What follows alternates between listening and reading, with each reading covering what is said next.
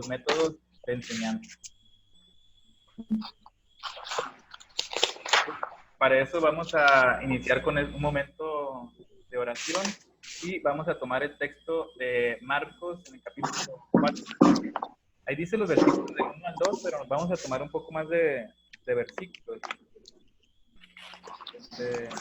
Pero sí me gustaría ahorita que compartamos estas preguntas que nos sugiere el texto. Habla, Señor. Que tu siervo escucha. Nos dice el texto: una vez más se puso a enseñar a orillas del mar, pero se reunió tanta gente junto a él que hubo de subir a una barca. Ya en el mar se sentó mientras toda la gente se quedaba en tierra, a la orilla del mar. Les enseñaba muchas cosas por medio de parábolas. Les decía en su instrucción: escuchad, una vez salió un sembrador a sembrar, pero resulta que al sembrar una parte cayó a lo largo del camino, y vinieron las aves y se las comieron. Otra parte cayó en el terreno pedregoso, donde no había mucha tierra, y brotó enseguida por no tener hondura de tierra. Pero cuando salió el sol, se agostó, y por no tener raíz, se secó. Otra parte cayó entre abrojos, pero crecieron los abrojos y la sofocaron, y no dio fruto. Otras partes cayeron en tierra buena, crecieron, se desarrollaron y dieron fruto. Unas produjeron 30, otras 60, otras 5, y añadió: quien tenga oídos para oír, que oiga. Palabra del Señor. Gloria a ti, Señor. Vamos a pedirle al Espíritu Santo que ilumine nuestro entendimiento y que podamos captar esa enseñanza de este texto en base a la clase que vamos a tener el día de hoy. Muy bien, aquí vienen las preguntas. ¿De qué habla el texto? ¿Quién nos comparte? ¿De qué habla el texto? ¿Cómo se le conoce inclusive a esta parábola muy conocida? El sembrador. El sembrador. Mejorito. Se nota que son catequistas. Efectivamente, es la parábola del sembrador. ¿Y de qué es lo que El sembrador. Que habla de un sembrador? ¿Qué más dice? A ver, habla de la semilla. Ok, la semilla. Ajá. De la tierra donde se debe de sembrar. Ok, el tipo de tierra donde cae esa semilla, exactamente. Del fruto que dan las semillas. El fruto que da según la tierra. Ok, según la tierra, donde cae la semilla, perfecto, sí. Y esta enseñanza que nos da Jesús, porque vemos ciertamente que hay un orden y hay claridad, ¿verdad? Se habla de un sembrador, alguien que es el que deposita esa semilla. Sabemos que la semilla está destinada para dar fruto. Sin embargo, bien lo dice, ¿no? Cada uno de los terrenos es el desenlace de esa semilla. Depende de dónde cae la semilla, es lo que va a ocurrir con el fruto. Algunos dicen, pues sí, brotaron, pero pues como no tenía una raíz profunda, pues esto se seca, o cae en un terreno donde hay mucha maleza y pues se sofoca. En cambio, hay otras que caen en tierra buena y pueden dar fruto. Y aún aunque la tierra sea buena, hemos de ver que algunas, por ejemplo, dan, nos dice el 20, el 30 o el 100 por 1. Entonces, aún así, aunque la tierra sea buena, también es diferente la cantidad, ¿no? que da. Un porcentaje. Muy bien. Sí. Y aquí, ¿cómo habla Jesús? ¿Cómo nos da esta enseñanza Jesús? ¿Qué es lo que dicen ustedes? Parábolas. Una parábola. Ándele. Ahí lo que contestaba muy bien, pues ahí alcancé a ver a Dorita y a Bertina. Sí. Es a través 5 puntos. Póngame puntos. Ok, entonces es a través de una parábola. Jesús utilizaba muchos recursos al momento de su enseñanza. El objetivo, lo tenía muy claro y de hecho él lo expresa en muchos momentos. Yo vengo a hablar acerca del reino. Esa es una. Obviamente también es nuestra salvación, sin duda. Pero cuando se trata de la enseñanza, de la predicación, él nos viene a enseñar acerca de lo que ha oído del Padre. Bueno, se refleja, se matiza, ¿no?, la enseñanza de Jesús con este tipo de expresiones. Y para poder lograr ese objetivo o esa finalidad en su enseñanza, pues él procura que, así como decía el título de esta lección, que el mensaje sea claro. ¿Ok? Entonces, vemos que efectivamente habla con parábolas. ¿cómo pudiéramos, o qué sería entonces ese hablar con parábolas? ¿Qué es lo que significa hablar con parábolas? ¿O cuál es la característica de la parábola? Pues que son historias que tienen un mensaje. Son historias que tienen un mensaje. ¿Sí? Que no cualquiera las sabe interpretar también. Ok, hay algunos que pues, no le pueden interpretar, pero lo ordinario pues es que se escogen acontecimientos o vivencias comunes, Cotidianas. Ándele, exactamente. Entonces se parte prácticamente, Jesús parte de lo cotidiano, de lo que la gente puede relacionar el mensaje. Ciertamente, como dice Manuelita, hay algunos que aún así, ni viendo ven. Ni son capaces de comprender este mensaje del Señor. Ok. Y ya para terminar este momento de oración con la palabra, ¿qué sentimientos surgen en nosotros al escuchar estas palabras y este modo en el que Jesús nos comparte su enseñanza? ¿Qué sentimientos, qué pensamientos, inclusive qué ideas surgen en ustedes? Pues que siempre debemos de estar abiertos a la palabra del Señor. Ok, esa apertura. La apertura también, como pudiéramos hablar con ese sentido, o bueno, sentimiento de confianza, ¿no? También. Sí. De que Jesús nos comparte la palabra en ese ambiente, ¿verdad? Como de muy familiar. ¿Ok? ¿Alguien más? Sí. Pues además yo pienso que se relaciona mucho con el tema que estamos viendo, porque pues eso es lo que somos nosotros. De cierta forma somos sembradores, Sí. Sembradores de la palabra de Dios, irles a los niños inculcando, enseñándolos a que conozcan la palabra, que amen a nuestro Padre, porque lo tienen que conocer para poderlo amar y así irlo siguiendo, y pues es nuestro trabajo sembrar esa semillita y ir ayudándoles a que vaya dando el fruto. Okay. Muy bien, sí. Es decir, así como que algo que nos reta también a nosotros, ¿no? Para ser buenos sembradores. Okay. Ver dónde echamos la semilla. Sí. O por lo menos... De adquirir un compromiso también. Sí, es un compromiso. Ciertamente, no recuerdo qué autor habla acerca de este gesto, ¿no? De que normalmente uno cuando va a sembrar, pues sí prepara el terreno. Aquí vemos que este sembrador, así como si fuera muy rico, se habla de Dios, ¿verdad? Que es muy generoso. O sea, él avienta semilla, ahora sí que aunque el terreno no sea bueno, con la intención de que algo, ¿verdad? Pueda quitar en la persona donde cae esa semilla, que brote, ¿no? Y que pudiera dar fruto. Habla así como de esa grandeza de Dios, de un Dios generoso, de un Dios que no escatima, ¿no? Lo que es la salvación para unos cuantos, sino que es para todos. Entonces nosotros también, aunque ciertamente hemos de buscar que nuestro trabajo, nuestra evangelización sea de lo mejor, pues no hay que discriminar, ¿no? Hacer a un lado de que, no, pues tú no tienes caso, no vas a aprender nada, no, incluir a las personas. Muy bien. Pues vamos a darle gracias a Dios por este momento en el que nos permite reflexionar y quedarnos con esta palabra que también ha sembrado en nuestros corazones. Y que todo lo que se diga y se haga en este momento sea para gloria del Padre, del Hijo. Del Padre, del Hijo y del Espíritu Santo. Amén. Muy bien. Entonces continuamos con esta reflexión ahí para los que acaban de llegar. Ahorita Ana María que anda por aquí. Vamos a ver ese tema que es que el mensaje sea claro, los métodos de enseñanza. Bien. Y vemos nosotros que hay algunas prácticas muy comunes. De hecho, ya me sentí muy identificado con lo que vamos a ver el día de hoy. Ciertamente a lo mejor sí me hace falta y me confronta también para ver qué es lo que puedo hacer para mejorar esta experiencia.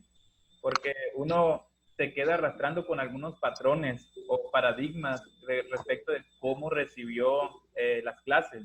Desde la formación que tengo, esto es muy común, lo que ven ustedes ahorita en la diapositiva, donde el maestro está de pie, está frente a los alumnos, habla de un tema, como lo estoy haciendo en este momento, y suele, ya sea dictar o hacer algunas preguntas. Yo le digo así como de que, ay Dios, me descubrieron. porque sí, es muy común este tipo de prácticas al momento de querer enseñar o compartir un tema. No sé, cualquier parecido con la realidad es mera coincidencia. No sé cómo en sus catequesis de ustedes, a lo mejor sí rompen este paradigma, y sí son un poquito más dinámicos. Ahorita vamos a ver los tipos de métodos, pero esto es lo típico, es lo más común, donde se da un método de tipo expositivo. Y esta situación, ¿no? Cuando uno vuelve la clase expositiva, provoca cierta pasividad, nos dice, y un culto excesivo a la memoria. O sea, a veces como que el alumno dice, no, pues que tengo que apuntar esto porque esto es lo más importante y me lo tengo que aprender. ¿Por qué? Porque esto es lo que el profe tiene en las diapositivas. Y está bien, ¿no? El hecho de, pues, sí, tomar algunas notas. Sin embargo, yo suelo recomendarles, si ustedes lo saben, les he dicho, por ejemplo, es bueno cuando uno de ustedes participa porque enriquece la clase. Y eso también se puede anotar, no solamente lo que esté en las diapositivas.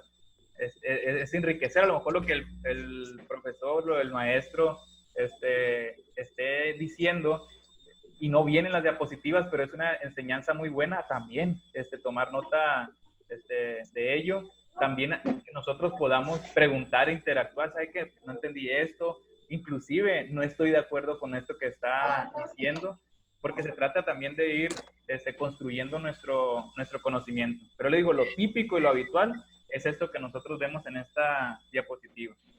Y aquí rescato también este punto que viene también ahí en su libro. Quienes están al frente del grupo deben de manejar qué es la finalidad de la enseñanza. O sea, toda clase tiene que tener un objetivo. Y la persona que está dirigiendo la sesión o la clase tiene que tener esa claridad de lo que quiere lograr en el grupo. Entonces, si no hay esa claridad, pues ahora sí que estamos perdidos. De hecho, lo mencionábamos en la clase pasada respecto a lo que eran los métodos, ¿no? y la metodología en la clase de esa. Nosotros nos adelantamos, ¿no? Y empezamos a hacer algunas actividades, pero no hay una indicación, no hay un instructivo, un ABC. Les digo, pudiéramos nosotros perdernos. Es primero saber, les doy el ejemplo del pastel. Si yo quiero hacer un pastel, ¿qué es lo que ocupo? Para no empezar con la actividad y resulta que quieren hacer el pastel y pues no tienen huevos, o no tienen la levadura, o bueno, algún otro ingrediente que sea elemental. Royal, vainilla. El royal, la vainilla. Yo soy repostera, a mí me gusta mucho repostería. Me estoy metiendo a Sansón con las patadas. Yo no sé nada, pero bueno. Se entiende, ¿verdad? Se entiende ahí la idea. Muy bien. Vemos también, dentro de lo que son los métodos de la enseñanza, se da una definición.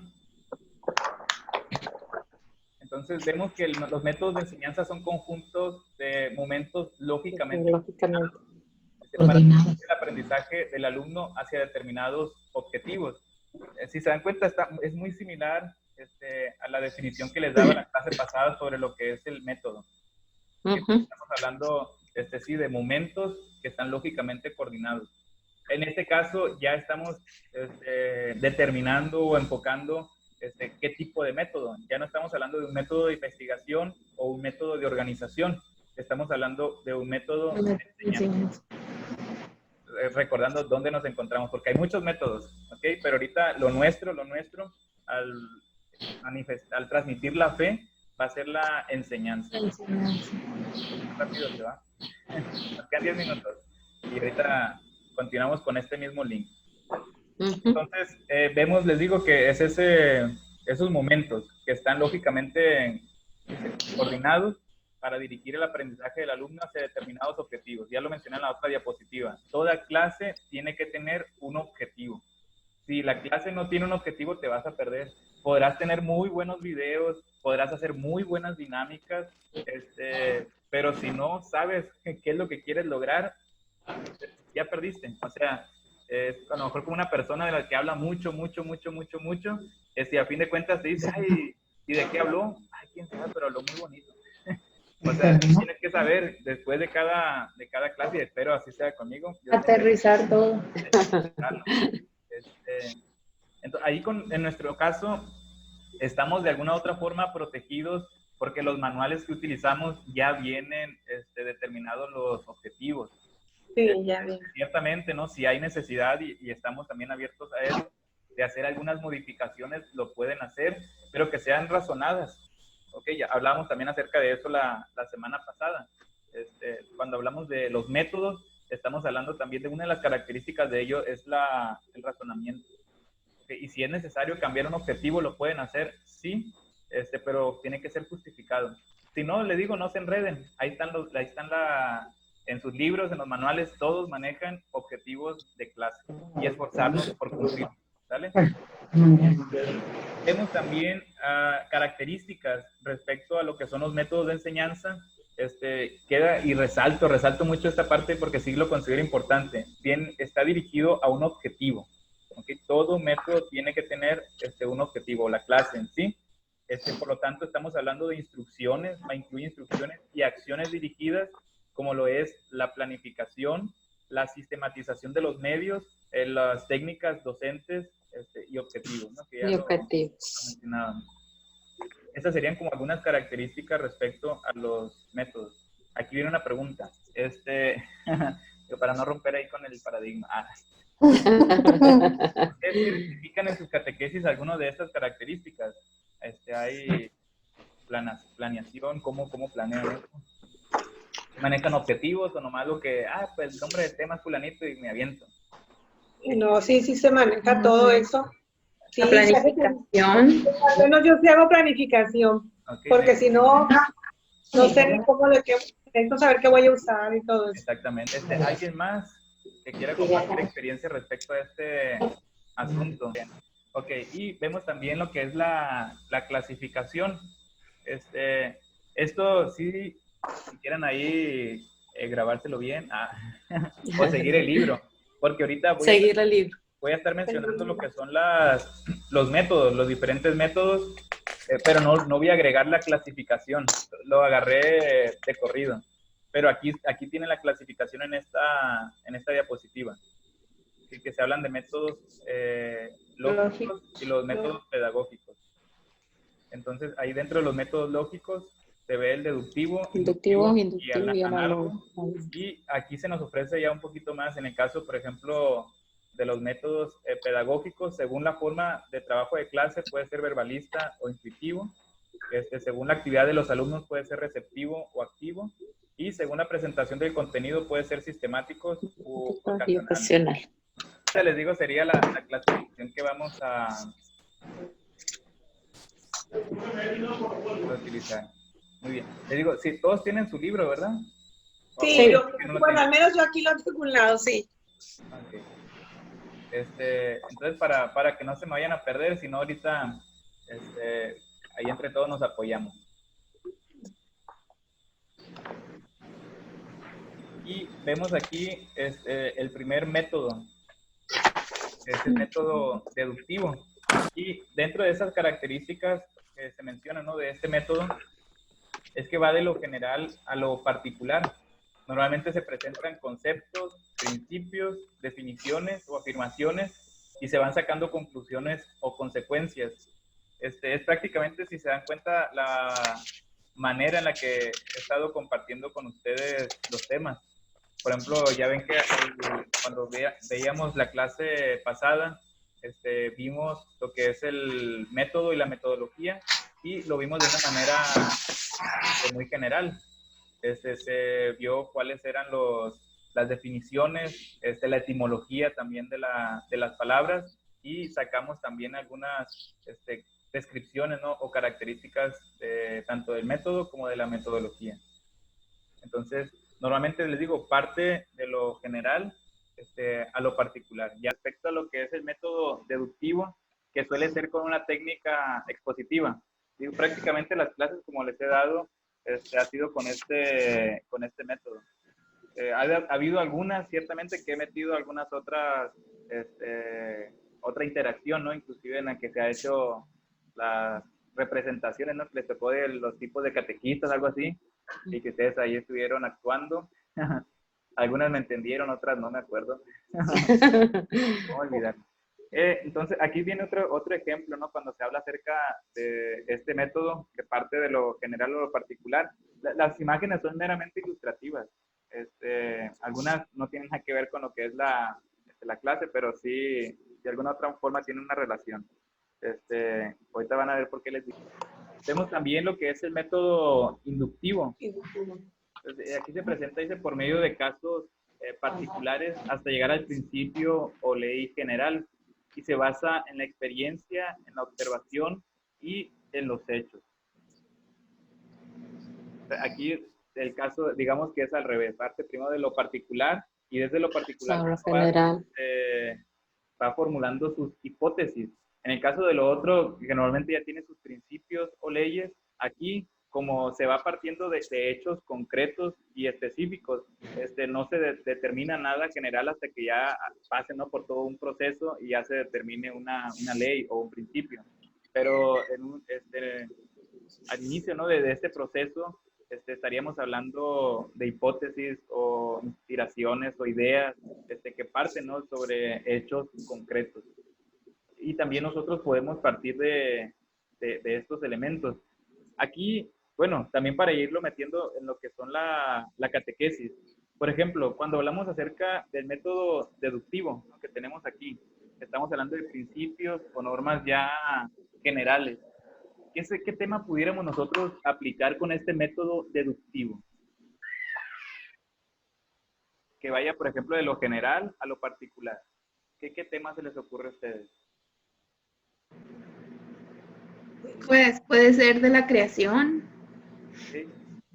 Puede ser de lo general, pues ya sabemos que Dios creó todo lo que vemos y irnos enfocando más en el niño, creo, a tus papás, a lo que él tiene en su entorno, pues. Ok. Pudiera ser. Pudiera ser. Y pensándolo de ahorita, por ejemplo, ella puede decir, Dios creó toda la naturaleza. Dios creó los árboles. Dios creó ese pino. Yo pienso que sería tomando el ejemplo de ella. Ok. Aquí se me venía a la mente, igual lo comparto, así como lo han hecho ustedes muy bien. Podemos hablar de cosas inclusive que ya están determinados. Por ejemplo, los mandamientos. Tú vas a ver el tema de los mandamientos, que ya es algo muy general, que tú puedes ir especificando, ir explicando y desglosando para que el niño lo vaya a comprender. Porque no es la misma explicar los mandamientos a un niño que a un joven, o explicar los mandamientos a un niño que a un adulto. Porque los ejemplos que tú puedas poner o los casos particulares va a depender de aquella persona a la que le estés compartiendo un tema. Entonces, pudiera ser también otra manera donde sean lo que es el dogma o lo que son principios, como esos no cambian y ya están dados, puedes iniciar o puedes utilizar también lo que es este método deductivo. Partes de lo general, de lo ya establecido y lo vas aterrizando en aspectos ya concretos de los catequizando. Les digo, todo lo que dicen ustedes también está bien, y porque de hecho podemos ir, o ya aunque conozcamos también esto, el modo de abordar la clase es lo que va a determinar si es método deductivo o el inductivo. Porque a lo mejor también nosotros podemos partir, inclusive en este tema que decíamos de los mandamientos, vas partiendo tú de la realidad de los niños acerca de cómo se portan. Y, por ejemplo, cuando hacen llorar al hermanito o cuando papá lo regaña porque se portaron mal, entonces tú ya vas partiendo de casos particulares y ya lo vas llevando al niño hasta alcanzar los principios o normas que marcan los mandamientos. Ahorita el ejemplo que pusieron de la creación también está bien. Tú puedes iniciar con el principio de que Dios es creador, partes de lo general, y ya lo vas bajando, aterrizando a la creación de manera tan específica que podemos decir, te creó a ti, creó a tus perritos, a las plantas que hay allá afuera. Entonces sí, lo llevas de lo general a lo particular. Otra experiencia pudiera ser el hecho de que tú hables, ¿no?, acerca de, ay, ¿y quién tiene perritos? No, pues que yo. Y han visto, o sea, ¿quién tiene plantas o qué sé yo? Entonces ya vas partiendo acerca de eso. ¿Y quién nos habrá hecho? Surge, ¿no?, lo que son las preguntas y vas encaminando al niño para que reconozcan que hay algo más. En este método inductivo partiríamos de la experiencia, de lo concreto, de un hecho, inclusive de la vida cotidiana. tomando el ejemplo de Jesús, podemos nosotros también hablar acerca de eso. Él parte de un hecho concreto de la realidad. Aunque me gustaría más para este método, que es el método analógico o comparativo. Lo que escuchábamos ahorita en el texto de la parábola. Entonces, aquí vemos comparaciones, dice que llevan a una conclusión por semejanza. Ahí está lo que les decía ahorita, las imágenes son meramente ilustrativas. No hacen referencia tanto al tema, no para poner algo. Ahí le borré la cara al niño porque no sé cómo está el rollo, y más si lo comparto en YouTube. Vale más, padre. Hay ciertas reglas y normas, ¿no? Para publicaciones. Sí. Le tapamos la cara al chamaco. Bueno, pero aquí les decía, ahorita nosotros con esa enseñanza que nos da Jesús respecto a la parábola, ya ven que sacamos muchas conclusiones, o sea, mucha enseñanza de una ilustración, ¿no?, que nos hace Jesús, de un sembrador, y sale a sembrar una semilla, y sabemos que la semilla va a dar fruto, y sabemos, ¿no?, que con esto que nos platica Jesús, va a depender del terreno para que esa semilla pueda dar mucho fruto. Bueno, en fin, y podemos nosotros echar a volar nuestra mente y sacar muchas conclusiones. Ahí en tu texto menciona que este método es muy bueno utilizarlo con los niños. Creo que menciona específicamente primaria. Entonces nosotros podemos decir, bueno, este método comparativo o analógico será muy bueno utilizarlo con los niños de catecismo. Allí inclusive se me ocurría en algunos casos, cuando se habla, por ejemplo, acerca del amor de Dios. Muchos llegan a utilizar la imagen del Padre. Dios nos ama tanto como un padre ama a sus hijos. Ciertamente con este tipo de comparaciones, o con este método, ¿no?, que pudiéramos nosotros utilizar, hay que tener cuidado, y más hoy en día, porque en algunos casos vemos que hay familias donde no hay un papá, donde quizás sea solamente la madre, o que sea madre soltera, o que falleció el papá, o que hubo un abandono por parte del padre. Vemos muchos elementos que no son los típicos, o por lo menos no lo que en nuestros esquemas hay respecto a lo que es la familia. Entonces, al momento, si llegara a ser el caso, ¿no?, de utilizar este método, ¿no?, para hablar acerca del amor del Padre y compararlo, del amor de Dios y compararlo con un padre, pues nada más tener mucho cuidado. Yo recuerdo que para hablar acerca de esto suelo pedir que traigan a su mente alguna persona que ustedes sientan que los ama mucho. Entonces ya parten de allí, hacen la comparación, pero en base de una experiencia que ellos tengan. Entonces ya, pues, no, pues mi abuelita, no, pues que mi mamá, en algunos casos sí será el padre, o en otros será quizás un amigo. Bueno, así como tú experimentas ese amor, y ya pues empiezan a desarrollar los temas.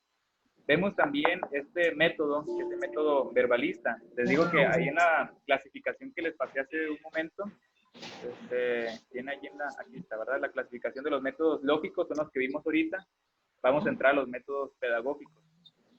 Y según el trabajo de clase, decíamos que está el verbalista. Ahí cualquier parecido con la realidad es mera coincidencia, porque vemos que es un método también muy agotado. Lo que es el exceso de la palabra, ¿no? Es estar compartiendo, hablando acerca de un tema. Aquí, cuando se habla acerca del uso del lenguaje, puede ser oral o escrito, porque tú puedes ya sea dictar, o puedes hacer que ellos lean y ya luego compartan conforme a lo que leyeron, que también son buenos métodos. El hecho de que ya sean, o que estén muy saturados o muy usados, que no significa que sean malos, tienen algo de bueno. Y habrá algunos momentos en los que sí podamos nosotros valernos de esto. Simplemente a lo mejor no caer en eso que nos dice esta lámina, que es el exceso. Esta es la palabra, porque llega a ser inclusive un poquito aburrido. Sí. Aburrido, sí. Ahorita, imagínense, ahorita ya tenemos como casi 40 minutos. Entonces, imagínense en una clase o algo que tenemos tanto tiempo, ya sea sentados. Entonces sí sería bueno hacer alguna interacción. Y luego los niños no pueden estar sentados y no se puede. Dicen los que saben, porque yo no sé, 20 minutos es mucho para que pueda estar sentado y escuchando.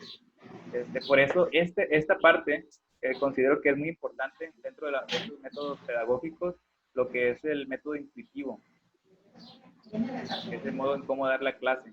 Y aquí es justamente donde ya pueden entrar todo lo que hemos mencionado en las clases anteriores, o sea, todos esos recursos o técnicas que puedes implementar dentro de lo que es tu sesión catequética. Aquí podemos, como decía ahorita Mariana, utilizar ya parte de la misma experiencia que tienen los niños en su familia, en sus casas, en su escuela, de las cosas que ellos observen y partir de allí y ya luego empezar, ¿no?, con lo que es la sesión. Habrá algunos momentos en los que quizás tú quisieras hablarles, no sé, supongamos que es de la creación, tomando lo que decían ahorita nuestras hermanas.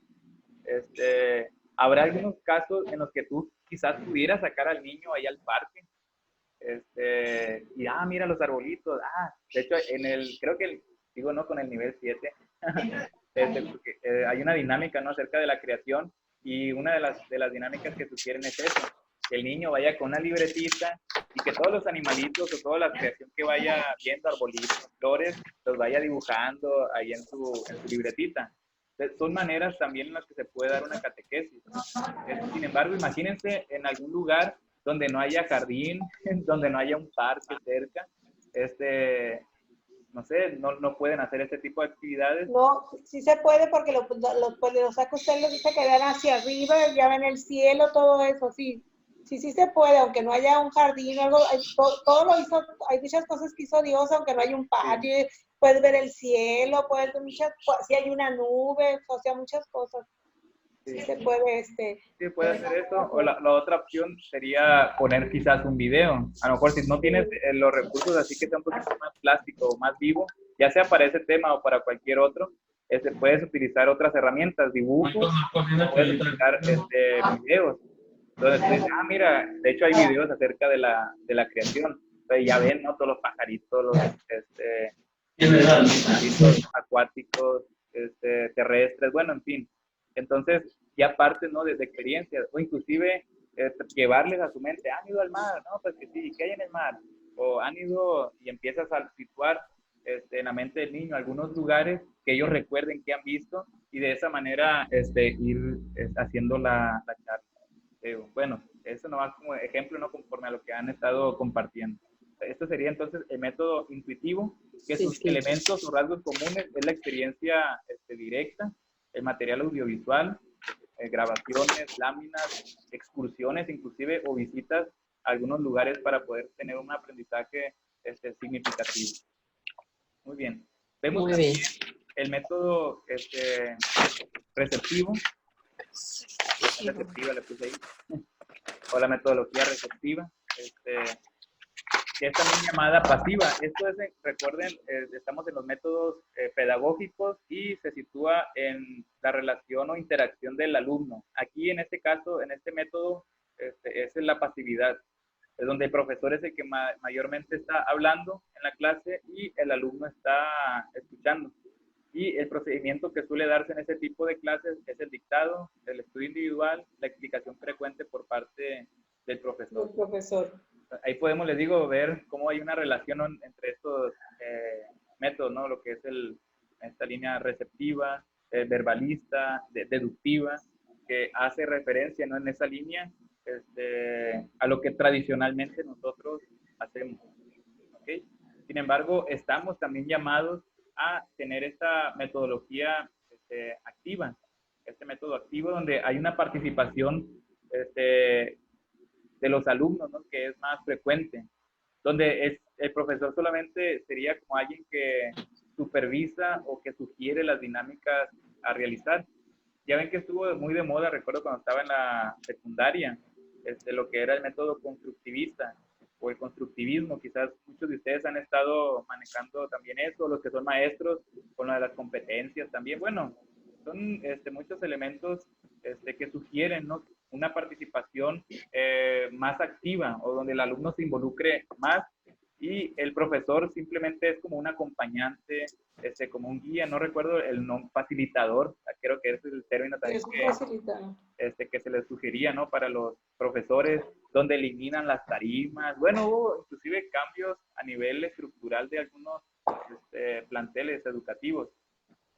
Y venía a responder justamente a esta inquietud, donde el alumno pues también pase a tomar protagonismo en su aprendizaje, en las clases.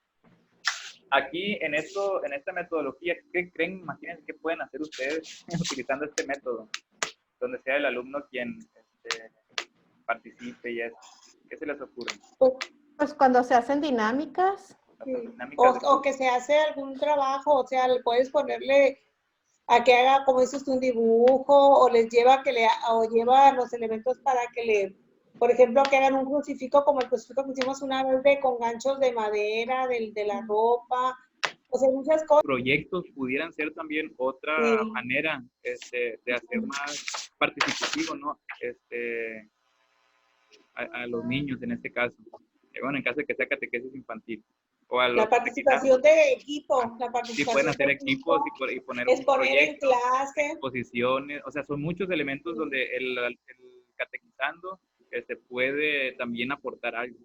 Ya verán a lo mejor en qué nivel, quizás si son de nivel 7, pudieran, ya con la confianza que tienen, tener esta participación de exposiciones, por ejemplo. O ya en otros, según el nivel que estén, o el tema, recordemos también eso. El tema también nos va a sugerir qué metodología utilizar. Recordemos también lo que decíamos al principio, objetivos. Si tú tienes claro cuál es el objetivo, de ahí va a partir cuál es el método más conveniente para cumplir. Esto no lo olvidemos. Aquí ya nos vamos a terminar, no solamente faltan estas 2 diapositivas respecto a lo que es el método sistemático, que es el modo de presentar el contenido dentro de la metodología pedagógica. Y vemos el desarrollo del tema que se ajusta a un planteamiento establecido y de acuerdo con un índice. Muchos de nosotros, cuando hacemos la planeación, tenemos nuestro ABC. En el caso de la metodología que usamos, es una metodología sistemática. Respecto a lo que es el contenido, vemos que hay un programa en los temas que tienen un orden lógico. En algunos casos, inclusive, sí es conveniente seguir el orden de los temas porque son subsecuentes y se relacionan unos con otros. No puedes cambiar arbitrariamente el orden de los temas porque quizás no se pueda comprender. Imagínate que tú digas, el tema de los sacramentos, ese lo voy a dar al final. Voy a empezar hablando acerca de la Eucaristía. Bueno, pero no les he explicado qué es un sacramento. No saben los niños y qué es eso. Y tú, sacramento, ¿y qué sacramento, maestro? ¿Qué es un sacramento? O sea, ¿no? Hay unos, les digo, temas que tienen que ser graduados. Entonces, aquí estaríamos hablando de este método sistemático y terminamos con lo que es el método ocasional, donde se aprovecha algún acontecimiento de actualidad alrededor del cual se plantea y desarrolla el tema. Esto nos comenta el libro, ¿no?, que estamos tomando, ¿no?, de PPC. No recuerdo, no sé si hay un autor o son varios autores, pero bueno, libro que nosotros tenemos como base. Dice que estos temas solamente pudieran ser ocasionales en nivel primaria, dice. En nuestro caso de la catequesis, hermanos, hermanas principalmente, mujeres todas, ¿cierto? La metodología sería más bien sistemática. Ocasional, ¿cuándo pudiera ser? Porque a lo mejor pueden ustedes dejar dentro de sus programas un tema libre, que pudieran ustedes llamarlo, donde ustedes aborden algún tema de actualidad, pudiera ser, ¿ok? Pero ya planeado. Dentro de su planeación, poder dejar, no sé, cada 2 o cada 3 meses, un tema que se llame tema libre, donde ustedes tengan la posibilidad de poder abordar un tema de actualidad. ¿No tienes otro portacelular como ese? Sí, entonces, esto sería una recomendación que yo les hago también, donde ustedes ya puedan hacer de una manera libre, pero obviamente, dependiendo cuál es el objetivo. Yo les hablaba, creo, la semana pasada, si ves, ¿no?, que hay una necesidad de abordar un tema, porque a lo mejor en el grupo ves que hay falta de higiene en muchos de los niños, o ves que hay mucho pleito, o ves que hay mucho robo dentro de los mismos niños, sí sería conveniente a lo mejor abordar un tema con estas, ¿no?